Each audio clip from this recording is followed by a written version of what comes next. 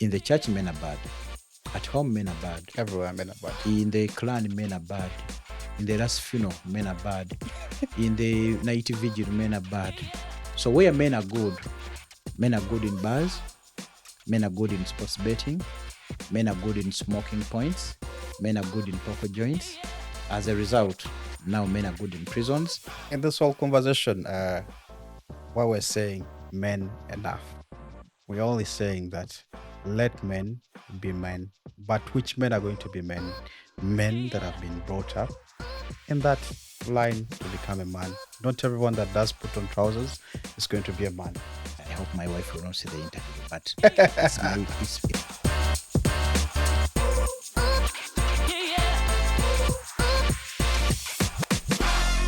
I am Nanzo Elizabeth, aka Lizo, and we are at Sauti Plus Media Hub.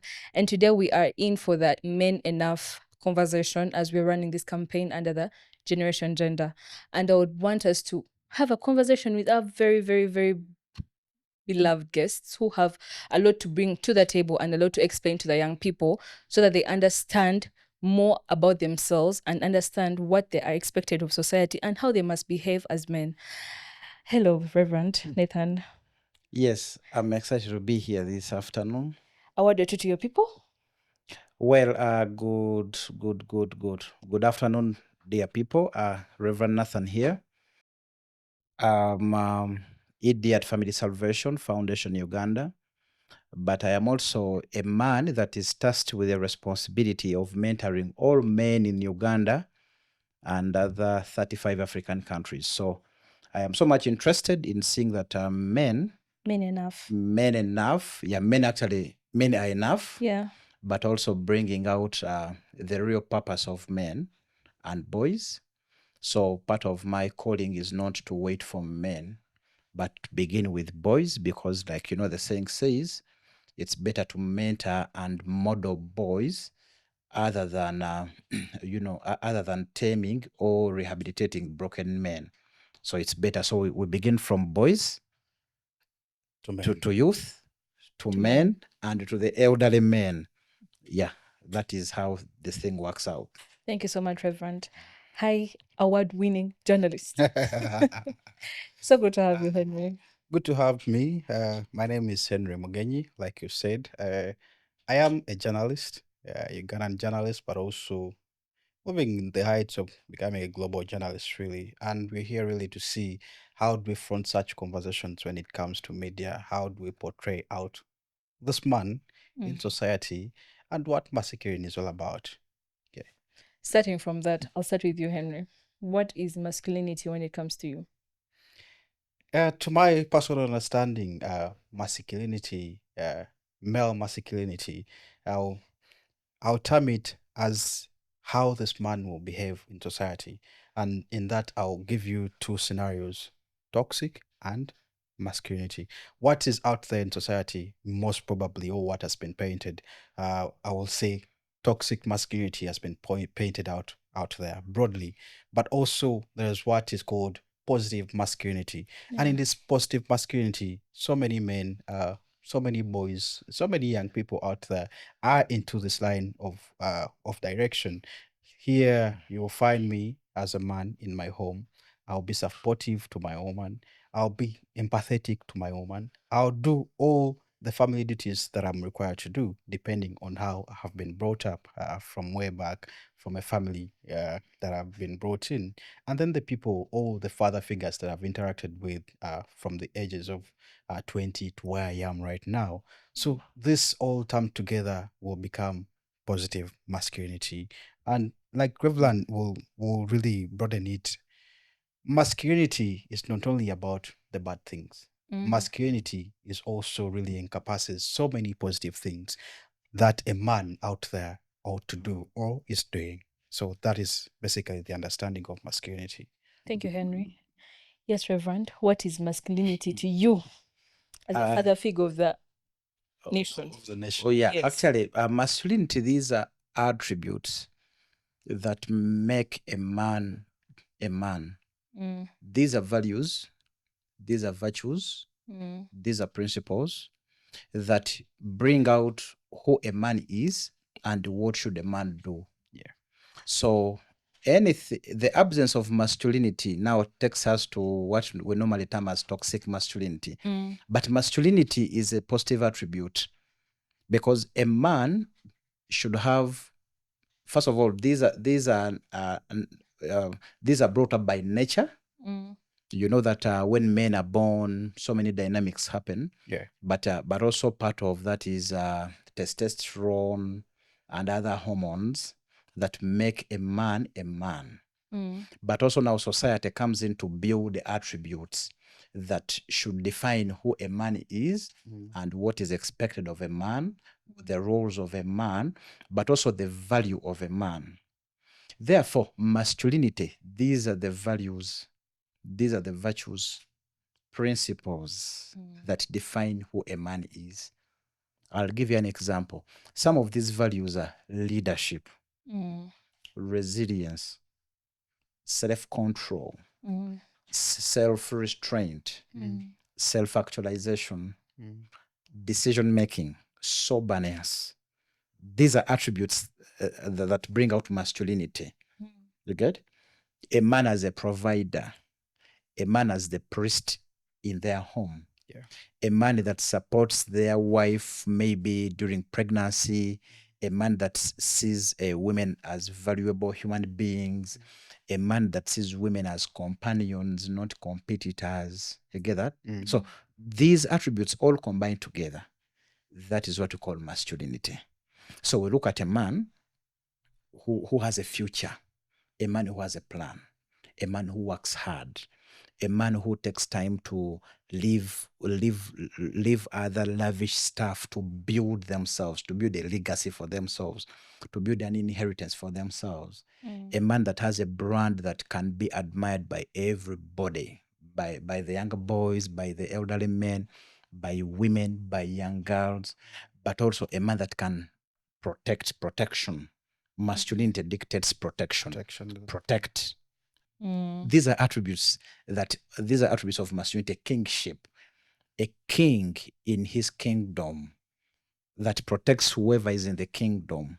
This is masculinity to me, and this is what true masculinity should be.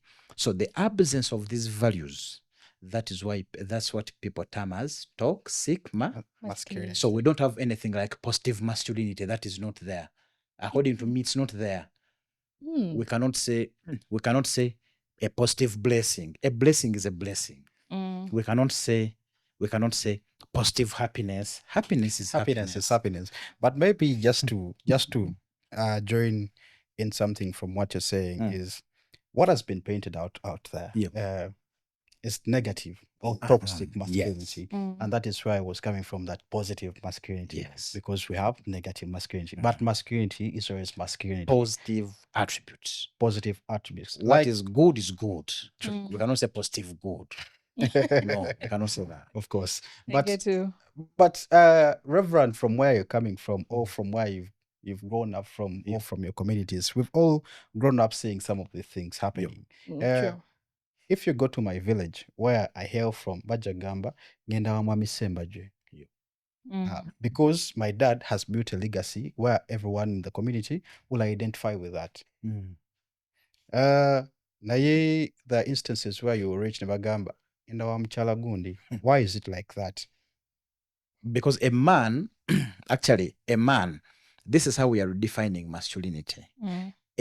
Masculinity also means a name. A name.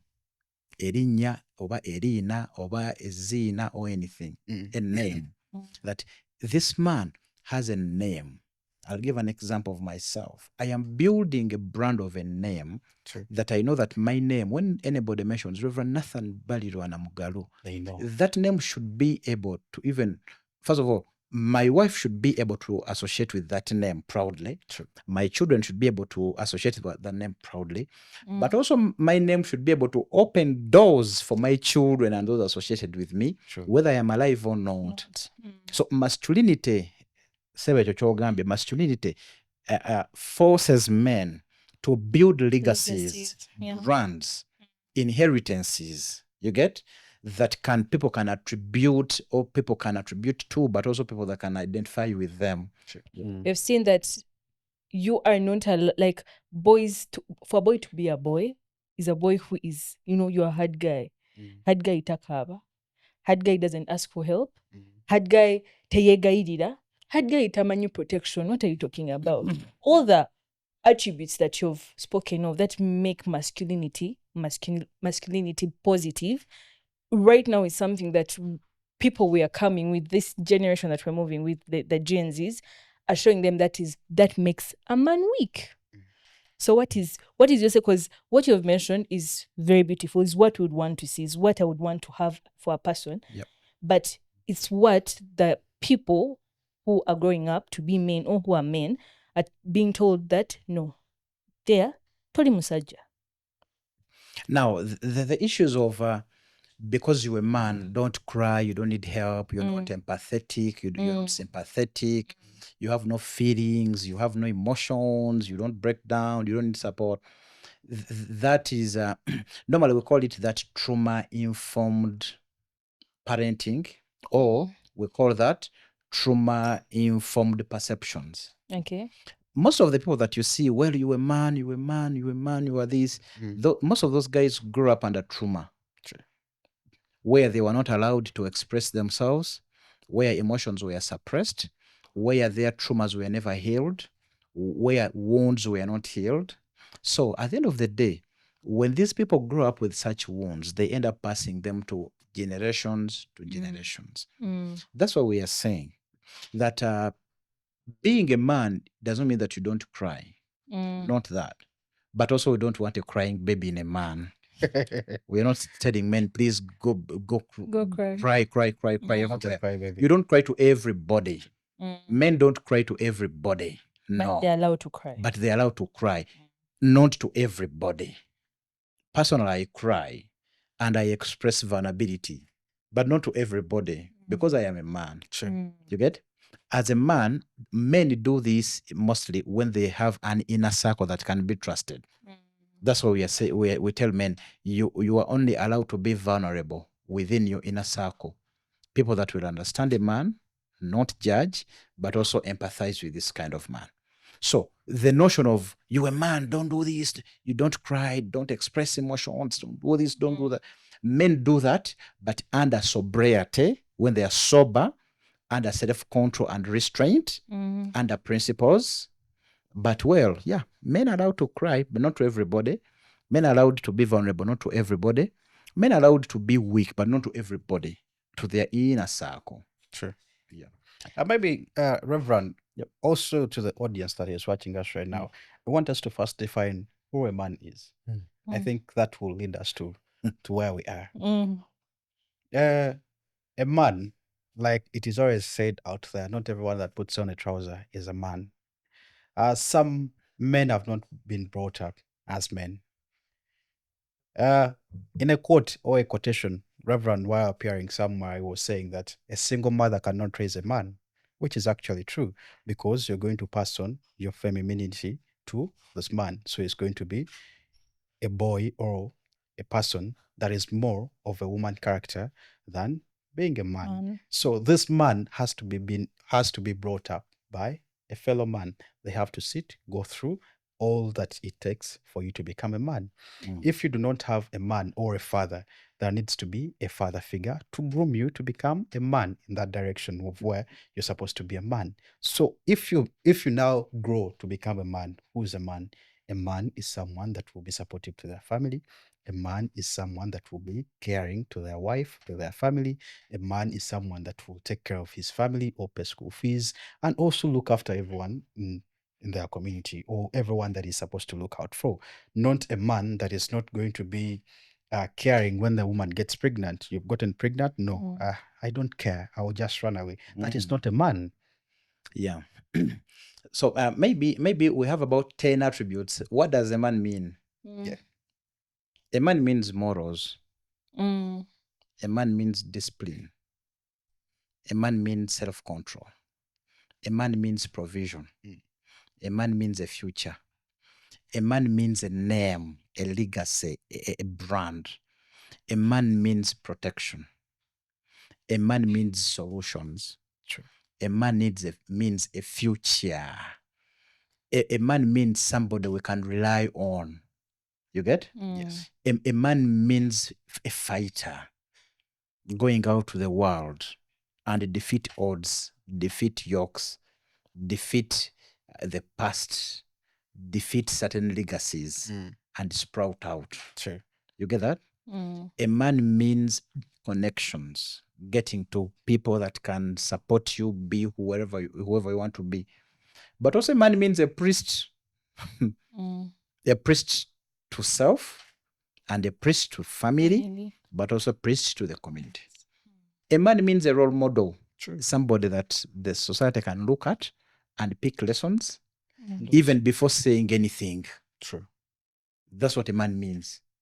Therefore, from the stuff we have said, we've not said a man means somebody who puts on trousers. A man means somebody who is physiologically male. A man means somebody with a tool. You know that tool of the men have. We've not mentioned any of those. We've not said that a man is somebody that can impregnate. No, we are not defining that. We are defining attributes of masculinity that makes a man or a boy. That's what we are defining. Thank you so much, Reverend.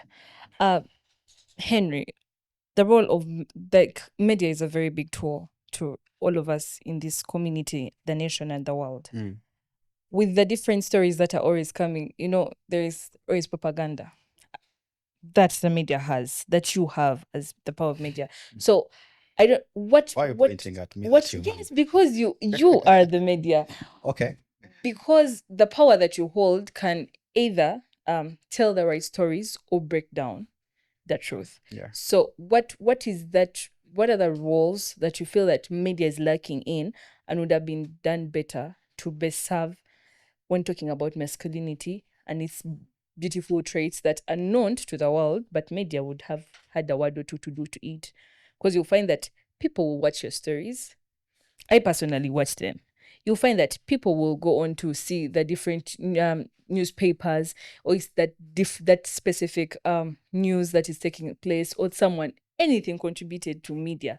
People will pay attention. Your post on X, very many people will see it and they will engage with it. Reverence anything concerning media. You have the power. And you being a journalist, what's your say to this?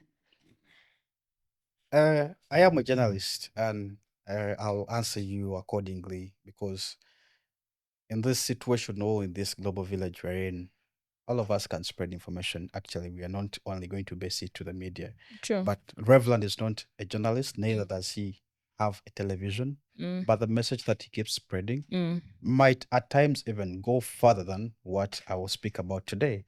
But what is out there in the community? How has the society been groomed? Because media is a reflection of society. What you give us is what you put out. But how do we drive a positive agenda, or how do we drive a narrative that's really going to give this man a platform to forefront or to front this kind of conversation? Because these kind of conversations do not have support. No one will come out to really think about having such a conversation. But when it comes to women empowerment, women what, that will be given attention. But when it comes to conversations about men, very few will want to come out and speak about them. As media, yes, we have the power to make and break. We need to highlight some of the things that men out there, yes, a man in society, some have done wrong, but many have done good. How are we really portraying the positives that men are doing? How are we putting them out to see that we influence another man to become, or we influence another boy to become a real man? So we need to be of high influence. Let's spread the gospel of positivity. Let's spread the gospel of the attributes that make up a man. Like, not everyone is a man, but the attributes we've been talking about can make up a very good man. And those are the things that we need to speak about. Let's speak to role models. What are role models? These men that we want them to portray out there. What are they saying? If Reverend Nathan here is a good man that we think can be able to spread something to the society, or can be able to change the community, why don't we give them space? So these are things that we need to work on together. And such platforms really, not only going to stations, not only going where, but such platforms will really help us front conversations around masculinity. Thank you so much, Henry. Reverend, as a person who is from the religious realm, everyone runs back to their religion. Come what, if it's raining, if it's okay, if things have gone bad, you go crying to them that God has forgotten me and forsaken me. But basing on our conversation that we are still leading to gender-based violence, when we look at the numbers of people who carry out more of GBV, it's more of the male, right? What is your say to that? Is it being okay? Yes, it wasn't mentioned, but now this is where we're trying to air out and show people being a man doesn't really mean beating people, because we know there are women also who beat up men, but still it remains the case that. And I want you to highlight that very highly. Women beat men. Yes, they are there. Beat men. Women beat men. Okay. It's there, but still, I'm highlighting that the fact is, men are still on the lead for when it comes to GBV. Yep. So does that attribute still? Is that the whole thing that we're? Is it a misconception? No, not even a misconception. Do they feel that being a man should be able to? Okay, well, like we said, some people believe that being a man, means being a hardliner, or means being a violent or anything. Yeah, that one has been, painted out there so badly because of the absence of masculinity, whereby many people are just confused and they do not know what to do, or they don't know where to go. Now, there are so many men that are carrying out gender-based violence, that are violating women, violating children, violating girls, violating their fellow men. Most of these men are simply wounded healers. Expectations are too high, yet the people that we expect to heal are also wounded. And this one I've mentioned several times, that being a man, yes, we have nature and nurture. Nature is there, but a man is nurtured. Therefore, these boys or males who have not been nurtured into becoming men are not going to give us what they do not have. And I've mentioned this several times, that as long as men are not nurtured, as long as men are not role modeled, as long as men are not parented and raised, we are going to have so many of men boys growing into men, adulthood. So we are going to have adult boys, we are going to have elderly boys, we shall even have senior boys, but not men. A man is invested into, and a man is raised. True. Because of that narrative of men, just like HIV, and I've mentioned this, everybody has paid the price of HIV. All of us have paid. If you're not, you are either infected or affected. True. Now, the absence of masculinity, you are either infected or affected. Where all of us have paid and are still paying because of no masculinity, but also because men are not raised. Therefore, it's very true that there are some men that go through gender-based violence. But in most cases, okay, much as people know, most people take the physical violence, but very many men are undergoing psychological, emotional, financial. And when we mention psychological, emotional, economic violence, all of us are survivors of GBV. We cannot say that, all of us are survivors. Sure. You get that? So, but men, especially men that have not raised, violate women. Men that have not been raised, or men that have been feminized. Most cases, when I talk about men that have been feminized, people are like, no, what do you mean? What do you mean? Feminism, femininity is not for men. Masculinity is for men. So men that have not been masculinized are the men doing so many things. And as part of our strategy of fighting, reducing ending gender-based violence against girls and women, our question normally is, who are these guys violating women and girls? They are men and boys. So when we reach to spaces, we ask, so where are they? Where are they? We cannot say that average 9 out of 10 women have been violated by men. Look at the teenage pregnancy rates, 24, 25%. We were 25. 10 years of investing billions of trillions of dollars, we are now at 24. 1,500 teenage girls being impregnated on a daily basis. Yeah? 1,500. Is there a family that has no young man that has failed to take off because of alcohol or drugs? Is there a family in this country? Is there a family that is not taking care of a fatherless child in this country because of men? So that's why we are saying, okay, now the conversation should change. Now, where are they? We are fighting GBV, teenage pregnancies, rape, defilement, child marriages, beating of children, torture, fighting, alcoholism, absent fathers, whatever, all that kind of evil. Where are the men? Now, we want men on board. We want men to lead the conversation. We want men, even me as a priest. You get that? When we have the notion of men are bad, I'm sure you've come across that notion of men are bad. Yes. In the church, men are bad. And I've talked to my fellow religious leaders saying, no, please. When men come, it's not about men are bad. I mean, we should welcome those men and see how we nurture them. So, in the church, men are bad. At home, men are bad. Everywhere men are bad. In the clan, men are bad. In the last funeral, men are bad. In the night vigil, men are bad.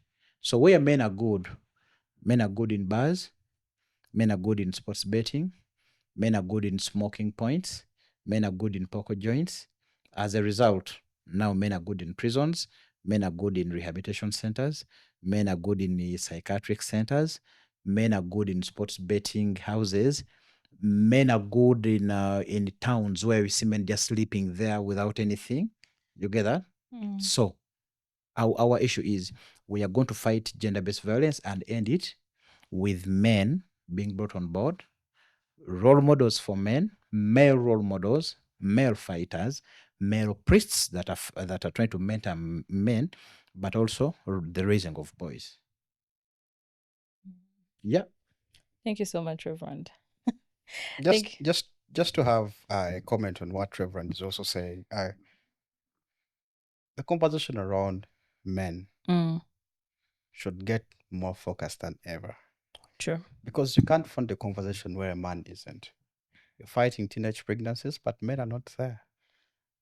At the end of the day, yes, you're finding a solution, but you're not getting to the root cause. The root cause is nowhere to be seen. Nowhere to be seen. So we have to fund conversations together. Let men come on board. You can't have a national steering committee about men issues being led by women. How do they know our issues? Let men come on board to And front these speak. conversations, really. Reverend, you asked Reverend that how does it really turn out to be a man when you talk about the hardliners? Some men are hardliners, but Reverend, in certain instances, I believe that as a man, you should be a hardliner in one or the other. You should be resilient. The world does not favor weak men, but we are not saying that this resilience, being a hardliner, being a fighter, should end up into being plastic. I don't feel for anything. I'm not what. No. Yeah. But otherwise, these skills of resilience, hard work, coping, being able to withstand pain, those are attributes that make men men. Yes. So still on the same attributes that make a man. In your years of service, you've been a mentor to people, you've been a father figure, and still a religious leader. How? Okay, I don't know if it's to be exposed. But you can just give us a scenario. Are men more open to you to speak on what they're facing, or do they just still tend to not? And it's just maybe they're their wives who bring this up to you. Well, we have a notion of men are bad. Not all of us. It is the man in the wrong. It is the man who is bad. It is the man that is not manning up. It is the man that is cast. It is the man that is everything. So this notion has kept men away from seeking support, opening up, Yeah. or bringing out issues that really are not going on well in their lives. Because this has proved that, well, even if I speak out, I am wrong, I am bad. Therefore, society is going to judge me. It's going to incriminate me. It's going to criminalize everything. It's going to, definitely judgment as a sure deal. True. But the bottle will not. True. Waraji will not. Njaga will not. So you find that men normally run there. So, but with this narrative and bringing this thing to light, yes, right now I have men that come and say, well, I am This not is well. happening. Because they know first of all, I have confidentiality. I have unconditional positive regard. They say, well, he will listen to me, understand me with empathy. Empathy means you listen to me, You fit in someone's shoes. you understand me in my own perspective. Some people have said, in your shoes, no. Like if we said, okay, everybody has shoes, can I fit in his or yours or whatever? No, cannot. even that guy, I cannot fit in his. Therefore, it's not about fitting in my shoes because you will not manage. But are you able to understand me from my own world? And you don't tell me, be a man or man up. Can you understand me from my own world? I'll give an example. Me as a priest, I am an Anglican priest. I don't believe in alcohol. I don't believe in alcohol because I've seen what alcohol has done to the community, to the young people, and everywhere. But now you have a man struggling with alcohol, and this man is running to me for support. I cannot say, leave alcohol. Alcohol is bad. What? No. Because in his world, alcohol serves the purpose for which he drinks it. He gets satisfaction out of alcohol. So my job would be now exploring this man's world and understand. In his world, does alcohol serve the purpose? Yes, it does. Therefore, he gets the satisfaction that he needs out of alcohol. Now, step number 2. Now, how do I support? Can we explore different alternatives in his own world, not my world, in his own world? Now, when we explore alternatives and find some alternatives, then this man can be supported. But it's not that you are wrong, alcohol is bad, he's going to do this or that, cancer, what, not that. Because in his own world, it serves the purpose. Good? That's how we lose men that cannot come out to say, well, I am facing challenges with my marriage. Because maybe men that undergo physical violence at home or economic violence or emotional violence or anything, they cannot come out because society is going to stigmatize, discriminate, and judge. Yeah. But remember, a depressed man or a depressed man depresses the entire family, the entire village, the entire nation. So you find one man struggling in the home. Because they are struggling, he'll go on impregnating our girls in the name of, I am finding solace. I'm trying to release stress. I am releasing stress. But as we release stress, they're infecting girls, impregnating our young girls, HIV, pregnancies, heartbreaks, what?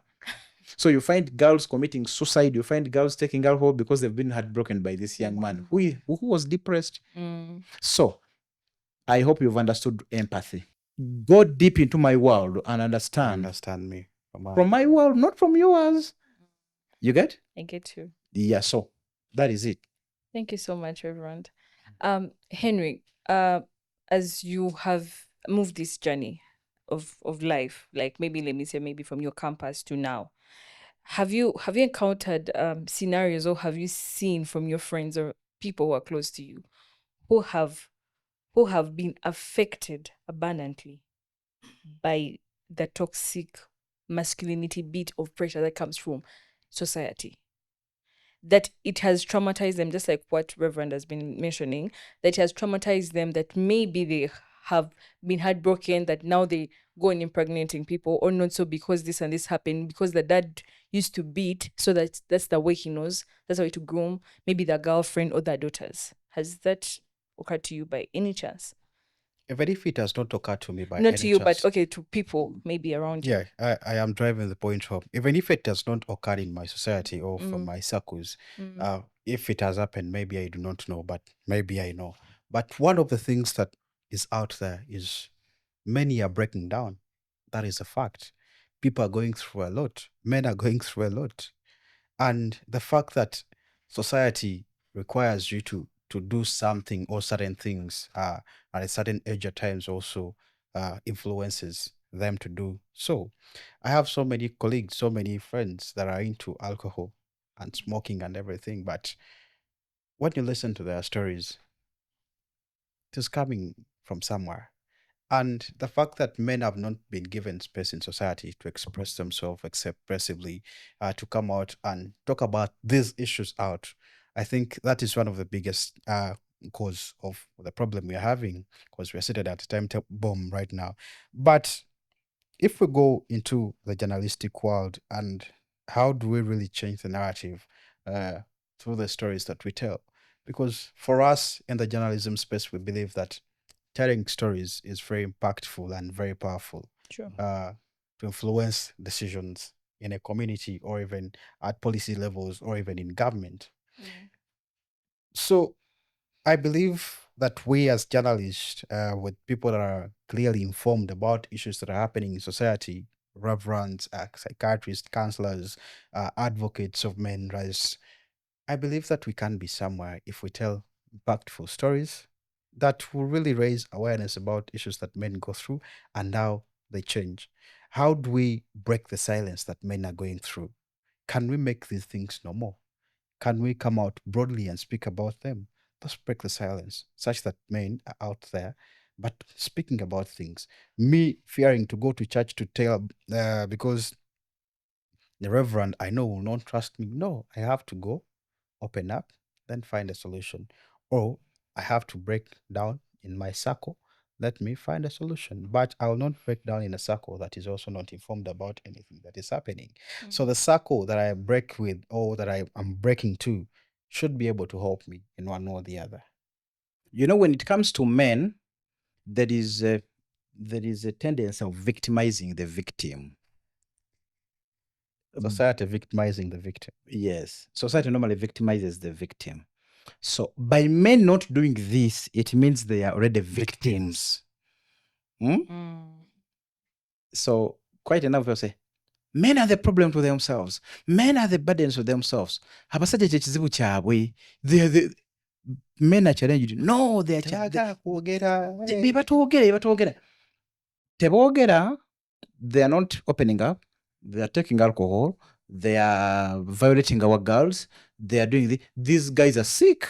So we cannot say they are a problem to themselves. Society is the problem to the men. Society has not helped us. Society has not supported men. Society has victimized men. But also society has expected healing from healers that are wounded. We need to redefine masculinity in its originality. We don't want masculinity based on philosophy of femininity or feminism.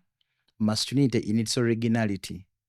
Then we correct the public misconceptions and myths about masculinity, but also informing men that it is okay to be a man. Then integration. Every programming should have an element of integration of boys and men. Let men lead this agenda. But also role models. And just like I've told my colleagues in civil society, we are here. Use us to influence. We are here. We are here. Use us to influence. But also, Reverend, to the audience that is watching us right now, I believe that we as a global village, or we as the world, not only Uganda, we need to get back to the drawing board, get to understand where do we want a man. Like you're saying, we're going to reach a certain point where we do not have men.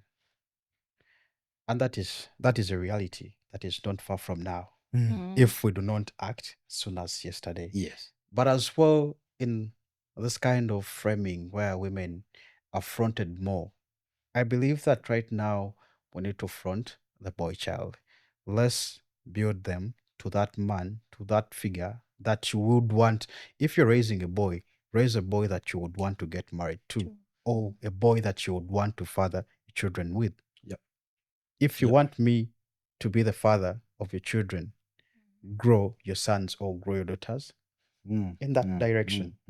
So let's influence that positivity in men. Yeah. Let's give them the chances, or let's give them the support that they need. Mm. Right now, I think what we need is we need equity as a community. Obwenkanya. Obwenkanya. Si mwenkanonkano. Niwe wenkanya. Obwenkanya. Equity. Yeah. We need equity. You as a woman, me as a man, yes, we are all different. We can do different things. Let's have the opportunities together. Let's have the resources. Equity. Yep. Naye waliwo ebisigalanga bya musajja, nze sigenda kweyisa nga mukazi, nja kweyisa kano bintu ebyenfuga nze ng'omusajja. Yeah. Yeah. That's why we are trying so much to do the family-centered approach, where we are saying, men, do this, do that. Don't allow our children to grow up without you. Don't take alcohol to home. Normally, when I talk about alcohol, don't take alcohol to homes. Why? You are going to teach our children how to take alcohol. That's true. So everything is family-centered. The family-centered approach. Don't beat up your wife. Why? You are going to teach our children how to beat women. Oh, yeah. Please, you should be present in your children's lives. Why? Our children are going to grow up without you. Girls will find it hard. Boys will find it hard. Like we have explained, these electoral complexes and the Oedipus complexes, much as we say they end at around 3, but they follow us until now. Just we have told men that, you know what, when you're not around for your daughters are going to be manipulated by men, because your daughters are going to be looking for the vacuum that you left as a father. Remember, you're only one father. Everybody has only one biological father, then others are father figures. So your daughter is going to look for this, a way of feeding the vacuum. They will never feel, so they are going to fall prey to men that are manipulative. Say, oh yeah, tutegedde. So fighting gender-based violence, fighting child marriages, encouraging men to participate in maternal and child health, men participating in antenatal programs for their women, men paying fees for their children, men working for and setting up an inheritance for their children. All these, we encouraging women to do that. But also we are not expecting healing from broken men. Sure. That's why we are raising up to mentor, model, nurture men that can take on the responsibility. In this whole conversation, while we're saying men enough, we're only saying that let men be men. But which men are going to be men? Men that have been brought up in that line to become a man. Not everyone that does put on trousers is going to be a man. So let's just reflect on the attributes that make up a man. You're supportive of your family. You're doing all that you're required to do. Are you the priest of your family, like Reverend earlier mentioned? So there are things that we're supposed to preach out. So we're going to go out there, preach the gospel of who a real man is. Still, I'm sorry to interrupt. Still, while you're concluding, what's your call to action to people who are in line of your work? People who hold the tools, who can write narratives that can impact or break societies. Yes. I believe that journalism or the media is it's not just about entertainment. Sure. But also journalism or the media is mandated to educate the public. So what are you educating the public about? So from the media owners or from the media personalities out there that are watching us today, let's just sit back, reflect, because most of you out there are men, but also women that are watching us right now. Let's just sit, reflect, and think about the stories that we want to talk about men, speak about men. How do we want to influence society together as a whole? Because the stories that we shall tell will educate the public, we shall influence policy, and at the end of the day, we shall have a better society where everyone is proud of the man that he is, or everyone is proud of the boys that he's raising to become men or to become the elderly. I think that's it for me. Yep. To you, Reverend, to your fellow religious people. Well, to my fellow religious, and by religion we mean Christians, Muslims, Orthodox, African traditional them. religion, whatever, and people that believe in so many, things. One, it is our duty to protect women and girls against violence because we are the community shock absorber. If we raise up to the challenge, then violence against girls and women will end and reduce. Number two, it is our job to mentor boys and men in our communities because the absence of men and boys, the absence of men means violence, means manipulation, and means destruction of community. Let's provide our religious spaces to be safe havens for women and girls to run to in case they are being violated. Let our religious spaces be sources of information on how we can live violence-free lives, but also let us be referral and linkage facilitators. Sure. We refer to hospitals, to reception centers, to the justice land order sector, but above all, let's be role models and mentor. People are not going to choose in ignorance. People choose in information. Let's give out information. And what can everybody do in their own capacity? We know that religious leaders, we are promoting morals, we are promoting discipline, we are promoting virtues and values. Do that to the maximum so that we can correct the moral craft of our communities as other players also do their own approaches. Thank you. Thank you so much. As we come to a conclusion of this beautiful podcast, I think everyone here has left with an information, a piece of knowledge that you would want to share with your friend, with your male friend, with your brother, with your father, because this is an informative generation that we are in. You teach, you learn, and relearn and unlearn. As just I've been in this conversation, I've unlearned some things and I've relearned. And that's the spirit that we should have as we are trying to see that men enough is a meaningful perspective in each and everyone's brains, in each and everyone's place of work, at home, in the spaces that we go in for enjoyment. And I would want to say thank you to our dearest partners who have been on board for this, Men Enough, especially the Generation Gender and its coalition members, Reach a Hand Uganda, and all the people who see to it that this campaign is becoming the talk of the town, but is also creating impact and being informative to the different people, especially the women in society and the men. I remain Elizabeth Nazri, aka Lizo, and we are Sauti Plus Media Hub.